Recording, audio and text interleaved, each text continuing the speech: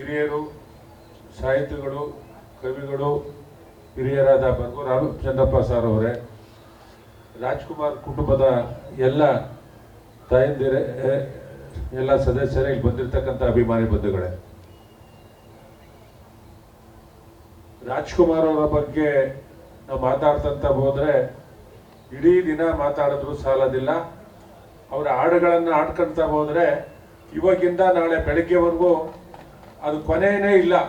ಅಷ್ಟೊಂದು ಕನ್ನಡಕ್ಕೆ ಅತ್ಯಂತ ಒಂದು ಮಹತ್ವವನ್ನು ಕೊಟ್ಟು ನಾವೆಲ್ಲ ವಿದ್ಯಾರ್ಥಿಗಳಾಗಿರ್ತಕ್ಕಂಥ ಸಂದರ್ಭದಲ್ಲಿ ಗೋಕಾಕ್ ಚಳುವಳಿ ಲಕ್ಷಾಂತರ ಜನ ಬಂದು ಸೇರ್ತಕ್ಕಂಥದ್ದು. ಡಾಕ್ಟರ್ ರಾಜ್ಕುಮಾರ್ ಅವ್ರು ಬರ್ತಾರೆ ಅಂತಂದ್ರೆ ಲಕ್ಷಾಂತರ, ಇಡೀ ಬೆಂಗಳೂರೇ, ಮೈಸೂರು ಬ್ಯಾಂಕಿಂದ ಹಿಡ್ದು, ಮೆಜೆಸ್ಟಿಕ್ ಇಂದ ಹಿಡ್ದು, ದ್ರುಪತುಂಗ ರೋಡಿಂದ ಜನಸ್ತೋಮ ಅಂತಂದದ್ದು ಹೇಳೋದಕ್ಕೆ ಇಲ್ಲ. ಅಷ್ಟೊಂದು ಅಭಿಮಾನ ಇಟ್ಟು ಲಕ್ಷಾಂತರ ಜನಗಳನ್ನ ನೋಡಿರ್ತಕ್ಕಂಥದ್ದು. ಆ ಕ್ಷಣಗಳನ್ನ ನಾವು ಯಾರು ಮರೆಯೋದಕ್ಕೆ ಸಾಧ್ಯ ಇಲ್ಲ. ಅನೇಕ ಒತ್ತಡಗಳ ಬಂದು ರಾಜಕಾರಣಕ್ಕೆ ಬರಬೇಕು ಅಂತ ಇಲ್ಲ. ಕನ್ನಡ ಚಲನಚಿತ್ರ ರಂಗಕ್ಕೆ ಸೇವೆಯನ್ನು ಸಲ್ಲಿಸಬೇಕು ಅಂತಕ್ಕಂಥದ್ನ ಇಡೀ ಭಾರತಕ್ಕೆ ಕನ್ನಡದ ಚಲನಚಿತ್ರ ರಂಗದ ಮೇರು ನಟ ಮಾದರಿ ಆಗವ್ರೆ ಅಂತಂದ್ರೆ ಅದು ತಪ್ಪಾಗೋದಕ್ಕೆ ಸಾಧ್ಯ ಇಲ್ಲ ಅಂತಕ್ಕಂಥ ಮಾತನ್ನು ಹೇಳೋದಕ್ಕೆ ಬಯಸ್ತೇನೆ.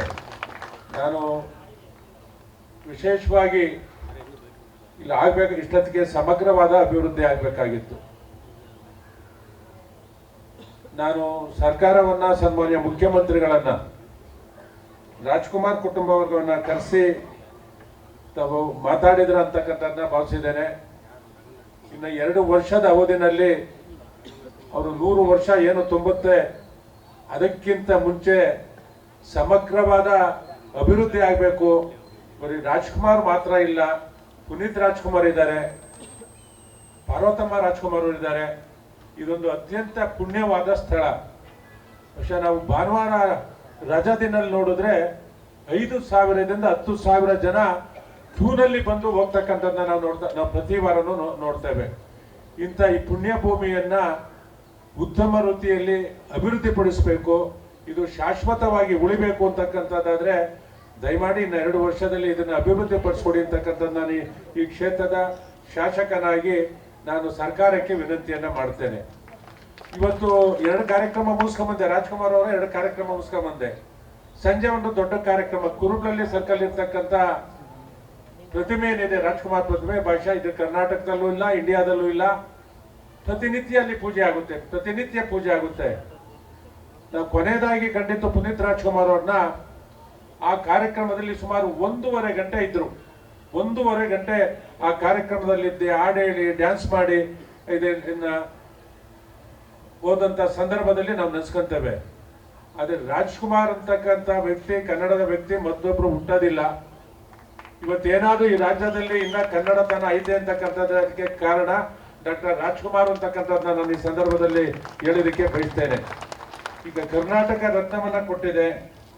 ನಾನು, ನಮ್ಮ ಮೇಡಮ್ ಕೇಂದ್ರ ಸಚಿವರಿದ್ದಾರೆ, ನಾವು ಪ್ರಯತ್ನ ಮಾಡಿ ನಾನು ಶಾಸಕನಾಗಿ ಕೇಂದ್ರ ಸರ್ಕಾರಕ್ಕೆ ಮನವಿಯನ್ನ ಮಾಡ್ಕೊಂತೇನೆ. ಇಂಥ ಪುಣ್ಯ ಪುರುಷರಿಗೆ ಭಾರತ ರತ್ನವನ್ನ ಕೊಡಿ ಅಂತಕ್ಕಂಥದ್ದನ್ನ ನಾನು ಈ ಕ್ಷೇತ್ರದ ಶಾಸಕನಾಗಿ, ನಮ್ಮ ಇಲ್ಲಿನ ಲೋಕಸಭಾ ಸದಸ್ಯರು, ಕೇಂದ್ರ ಸಚಿವರ ಮುಖೇನ ಕೇಂದ್ರ ಸರ್ಕಾರಕ್ಕೂ ನಾನು ವಿನಮ್ರತೆಯಿಂದ ಮನವಿಯನ್ನು ಮಾಡಿಕೊಂಡು ಅವರಿಗೆ ಭಾರತ ರತ್ನವನ್ನ ಕೊಡಬೇಕು ಅಂತಕ್ಕಂಥ ವಿಚಾರದಲ್ಲಿ ನಾವು ಅವರ ಜೊತೆ, ಅವರ ಕುಟುಂಬದ ಜೊತೆ ಇರ್ತೇವೆ. ಮತ್ತೆ ನಮ್ಮ ಅಧ್ಯಕ್ಷ ಇದ್ದಾರೆ, ಸರ್ಕಾರದ ಕಾರ್ಯದರ್ಶಿಗಳು, ಆಯುಕ್ತರಿದ್ದಾರೆ. ನಾನು ಮುಖ್ಯಮಂತ್ರಿಗಳಲ್ಲಿ ಮತ್ತು ಉಪಮುಖ್ಯಮಂತ್ರಿಗಳೆಲ್ಲ ನಾನು ಕೇಳ್ಕೊಂತೇನೆ, ಸಮಗ್ರವಾದ ಅಭಿವೃದ್ಧಿ, ನಮ್ಮ ಇದು ಈ ಭೂಮಿ ಪುಣ್ಯ ಭೂಮಿ ಸಮಗ್ರವಾದ ಅಭಿವೃದ್ಧಿ ಆಗಬೇಕು ಅಂತಕ್ಕಂಥ ದೃಷ್ಟಿ ಏನಿದೆ ಅದಾಗಬೇಕು ಅಂತಕ್ಕಂಥ ವಿನಂತಿಯನ್ನು ಮಾಡ್ಕೊಂಡು, ನಾವು ಯಾವತ್ತೂ ರಾಜ್ಕುಮಾರ್ನ ಮರೆಯೋದಕ್ಕೆ, ಸೂರ್ಯಚಂದ್ರ ಇರೋವರೆಗೂ ಮರೆಯೋದಕ್ಕೆ ಸಾಧ್ಯ ಇಲ್ಲ ಅಂತಕ್ಕಂಥ ಮಾತನ್ನ ಹೇಳ್ತಾ, ಅವ್ರಿಗೆ ಕೋಟ್ಯಾಂತರ ಜನ ಅಭಿಮಾನಿಗಳಿರ್ತಕ್ಕಂಥದ್ದು, ಬರೀ ಕರ್ನಾಟಕದಲ್ಲೆಲ್ಲ ಇಡೀ ದೇಶದಾದ್ಯಂತ ಅವರಿಗೆ ಅಭಿಮಾನಿಗಳಿರ್ತಕ್ಕಂಥದ್ದು. ಅವರ ಜನ್ಮದಿನ, 100ನೇ ಜನ್ಮದಿನ ಇಲ್ಲಿ ಅತ್ಯಂತ ವಿಜೃಂಭಣೆಯಿಂದ ಆಗಬೇಕು. ನಾನೇ ಶಾಸಕನಾಗಿರ್ತೀನಿ, ನನ್ನ ಸರ್ಕಾರಕ್ಕೆ ಒತ್ತಡವನ್ನು ಹಾಕ್ತೇನೆ. ಆ ಕಾರ್ಯ ಆಗಬೇಕು ಅಂತಕ್ಕಂಥದ್ದನ್ನ ಸರ್ಕಾರದ ಮೇಲೆ ಒತ್ತಡವನ್ನು ಹೇಳಿ ನಾನು ಮಾತು ಮುಗಿಸ್ತೇನೆ. ಎಲ್ಲರೂ ನಮಸ್ಕಾರ. ಬಹಳ ಪ್ರಸ್ತುತವಾದ ಮಾತು ಹೇಳಿದ್ರು.